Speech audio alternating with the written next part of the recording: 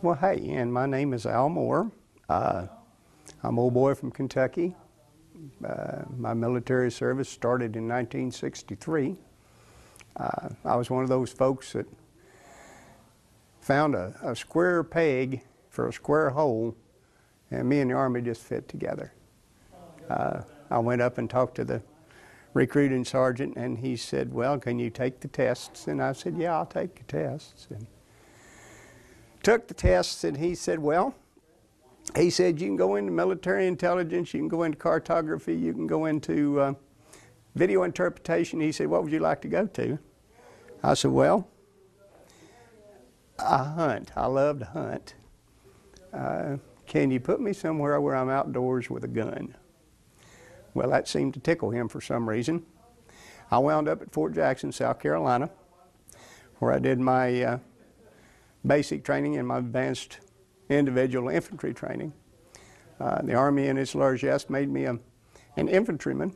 I did 7 years as a grunt, 11 Bravo, it was 111 when I went in, light infantry, and then 112 or 11 Charlie is heavy infantry, and then later on got a OOF-40, which is a drill sergeant MOS. But the military was just right for me. It was everything that I was looking for and everything that I needed. They let me go places. First thing they did was send me to Korea. And I enjoyed Korea. It was cold, but it was good soldiering. Got to work with a lot of UN troops. And I'm saying a lot, and I shouldn't be doing that, but did my year over there and had a lot of fun, met an awful lot of nice people, and thought that maybe that was going to be the life for me, so I re-enlisted, took 6 more years right there, and asked that they send me to Germany. Well, Germany really wasn't me. Germany was a whole nother style of soldier and a whole nother kind of soldier.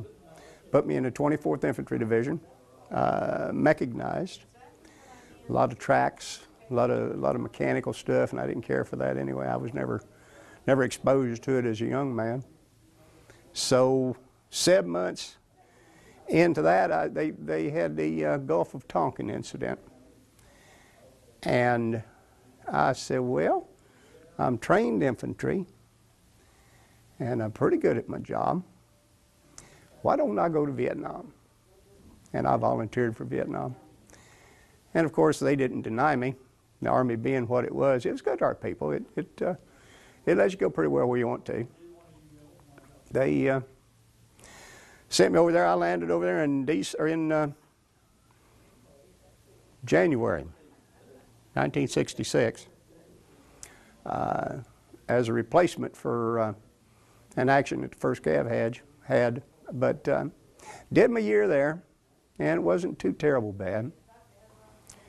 Went back, they gave me a choice. They said, if you'd like to, you can go to Schofield Barracks in Hawaii and be an instructor at the NCO Academy.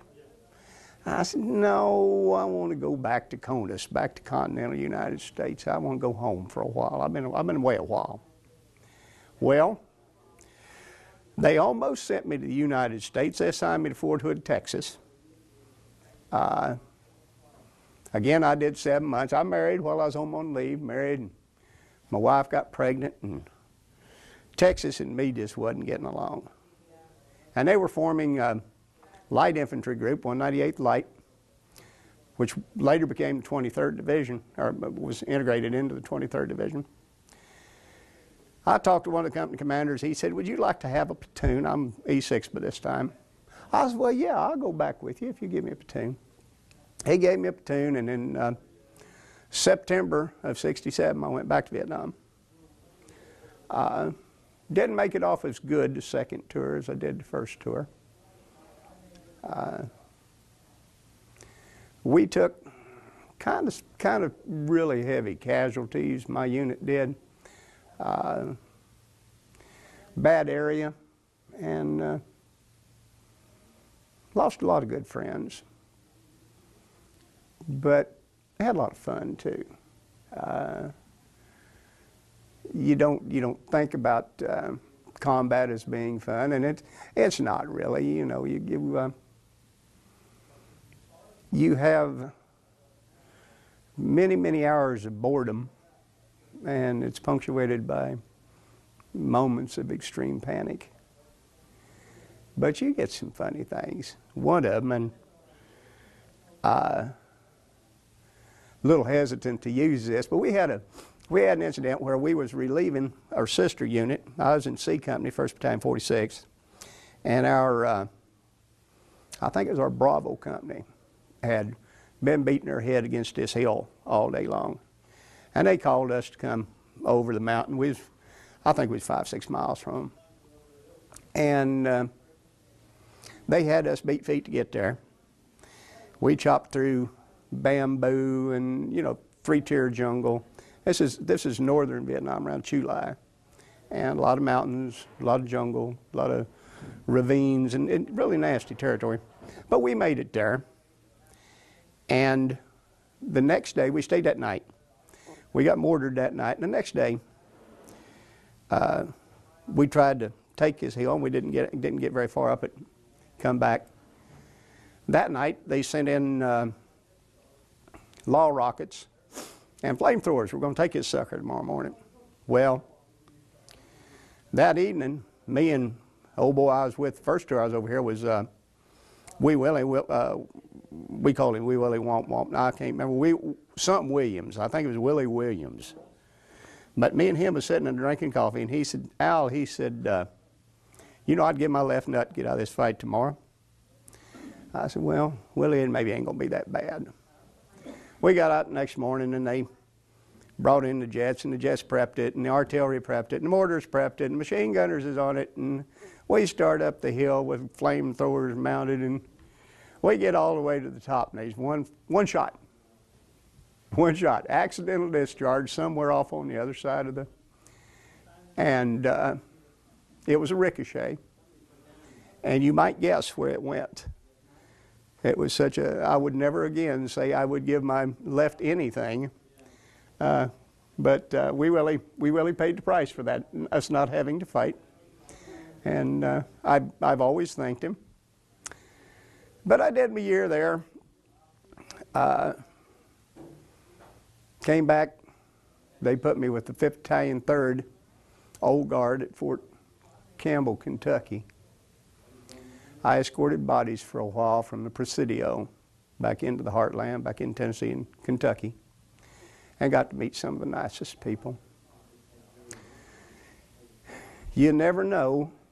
You come into a family and you're bringing back your only son, and they're so good to you, just so nice to you.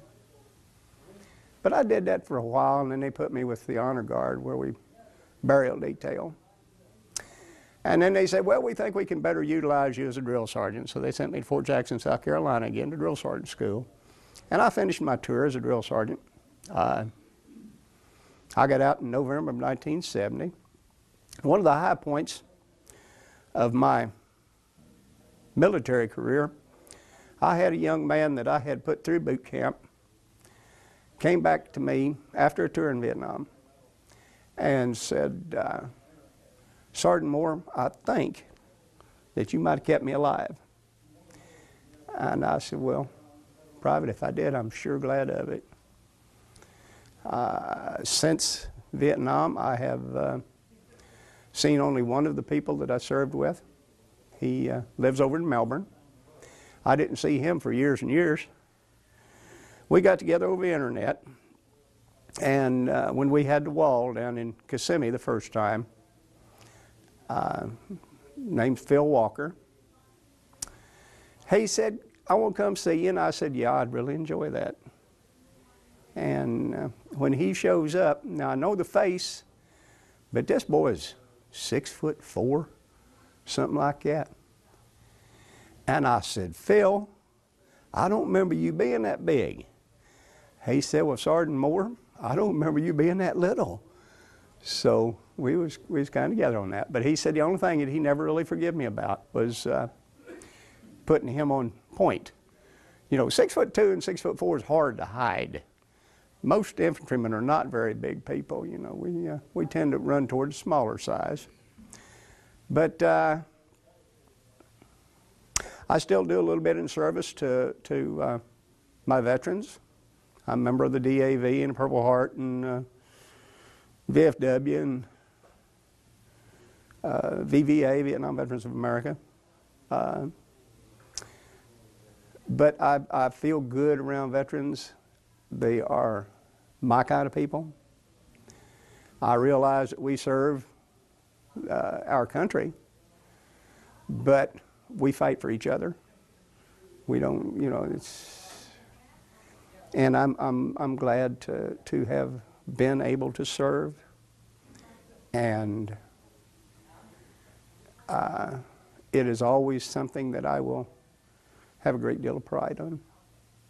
Thank you.